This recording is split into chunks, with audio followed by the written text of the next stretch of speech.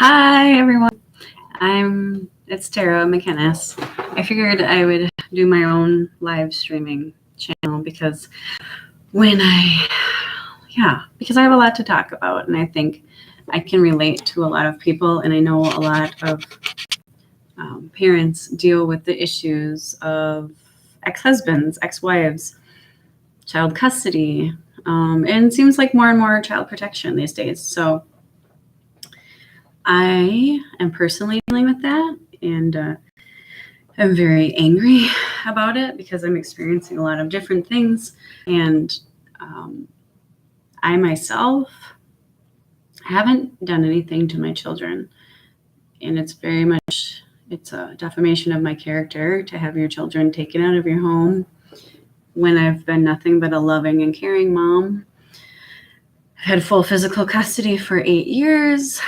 I have joint legal custody, and I absolutely didn't do anything. I mean, I was working at the time at the school district as a teacher.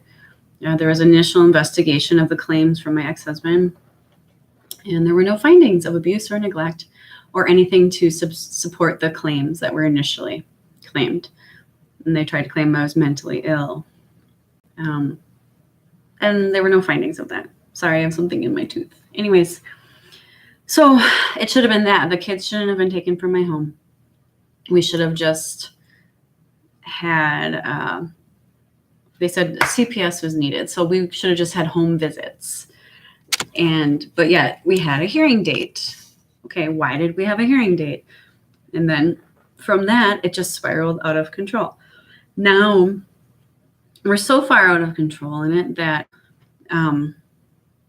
we had a court order that said that I had to ask the department, the social worker, to go to my daughter's gymnastics or volleyball. Okay, that's fine. I never did that because they hadn't started yet, or for whatever reason. Well, for a while. Anyways, but when I did have medical documentation, and I only had it, my ex-husband didn't have it because he never came to the doctor's office with us. He hasn't been the, involved father that I would have liked for him to be, and supportive. So I dropped off the information at the office from the doctor for my daughter, her medical information. I talked to her teacher, I talked to her principal, I went to a conference, and then I went to my oldest daughter's school, dropped off lunch one day because it was right down the street from my youngest daughter's. There's no reason. I've never hurt them. There's no findings. There's no abuse. I'm not a threat to myself or anyone. But and I talked to her assistant principal, and we talked about the order, and I talked about, well, did anyone tell you there's no findings of abuse? So this is all defamation of my character, because here then my girls moved to a new school without my say, and people are treating me like I'm a criminal, like I've done something, and I haven't done anything. At my oldest daughter's school, one of the secretaries was just like, oh my gosh, no, she can't talk. And then had to go in and talk to the vice principal and shut the door. And this whole situation is it's so unfair, and it's quite frankly insane, because the truth is nothing wrong. The truth is that I'm a public figure. The truth is that that's it. There's nothing wrong with it. It's just that people are afraid of the truth. So the social worker went, and I had a conversation with her. I said, you do realize you don't supersede the state. I have joint legal custody and full physical custody. I've had it for 8 years, which in Minnesota is not something that's just granted automatically. I got that because he was convicted of a felony for terroristic threats with a weapon. And that was by 2 judges a year and a half apart. Before I met him, he had another domestic with his ex-girlfriend, which he denies, even though his mom told me, and his former roommate told me he was physical with her. He was arrested for that. And one time before his mom passed away, he was like, when I went to his parents' house for help because he was being violent and put my daughters in danger and was throwing furniture around, I had to cover my daughter because she was already hit in the head by a flying object, a big wooden tile cup holder. Anyway, so when I went to his parents' house for help, his mom was like, oh, Todd always gets like this at the end of relationships. That's not okay. That's the most dangerous time in domestic violence.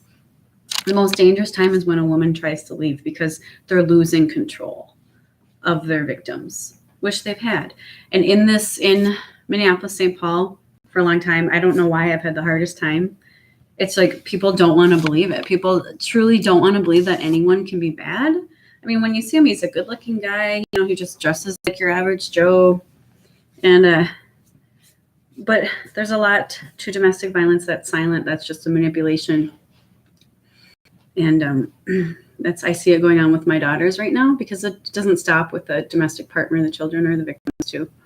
So there's a lot of history to this, and I can talk for a long time. But I think that if there's anything that I can do to put out any type of support and just talk about injustice, because we live it every day, and women especially around the world, we're treated like second-class citizens. I mean, we don't even get paid equal pay here in the United States yet in 2019. And around the world, you know, women have it. Like in Saudi Arabia, women are just able to drive in the last year and a half, which is a great milestone, but it's amazing that that's even a thing, that it has to even be a milestone. That we have to celebrate that because it should just be a given. I don't understand.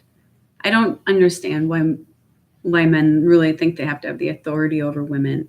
I mean, they can go biblical, but in the Bible, God was just kind of like, you know, in a spiritual sense, men could take the lead in that, with spirituality and praying, but not like how women are treated all over the world, even in the United States, when we're not believed or we're not heard, or we speak up and we're blamed. And it's called victim blaming. And I've been through that for years. And like, God forbid, yes, one person can be a victim of more than one crime. We live in a horrible world. Why is that so amazing? I mean, it's just, this is stuff I've been through in Minneapolis and St. Paul area and this has gone on since 2010. So 9 years now. My daughters and I could go into details. I could show court documents, and maybe I will next time, because I feel like I say it over and over again. I say it every day. But no one is truly happy until they feel like and they do have control over life, their own life, and decisions, and who they date and who they marry and where they work and when they do everything. And this is part of my frustration too. So going back. So after I went to the office to drop off medication and medical information, then I was like, oh, I want my girls to know I'm there. I miss them. I've always been their room mom, the PTO president, always very involved in their school, volunteering in the classroom and everything. And so I'm like, I miss my girls, so I want to bring them lunch. So I brought them lunch, and I put a little note in there. I'm like, Mommy's still here. I love you so much. And the secretary at Ella Rose's school was like, oh my God, they didn't even give my daughters the food I brought them. They treated me literally like I was someone who really hurt them for a long time. So imagine how that feels. And then imagine like if you were at work and you worked really, really, really hard on a project for years, and you put everything into it, and it's succeeding, it's winning, it's doing well, like your work is getting, you know, awards and everything, and then someone comes in and takes it away. Someone that's been a bully to you, someone that threatened your life. Let's say a coworker that, you know, was convicted, but then you still had to work with him every day. You still had to work with him on a major project, but you did all the work. And they just sat there and tore you apart and told you you're stupid and this is wrong, and took money from the project funds and was like, oh, figure it out. And then that coworker, male or female, makes a claim, and then people come in and take away your project, give it to that bully, and let them claim your work. That's the injustice I'm feeling right now. Those girls are my work. I've put everything into them, and they're my dreams, and they're my life work, and I'm not done, and I'm not going anywhere. And this court, they should have dropped this case. Now we had a pretrial. Now I have to go to trial.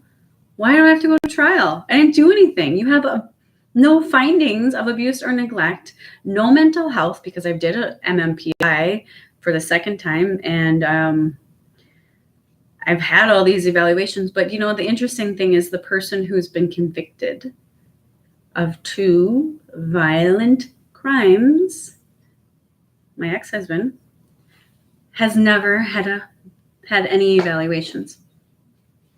Can someone please tell me how that makes sense? And when he was arrested the first time, I had to go have a psychological evaluation, which he paid $1,200 for. And when I went in there,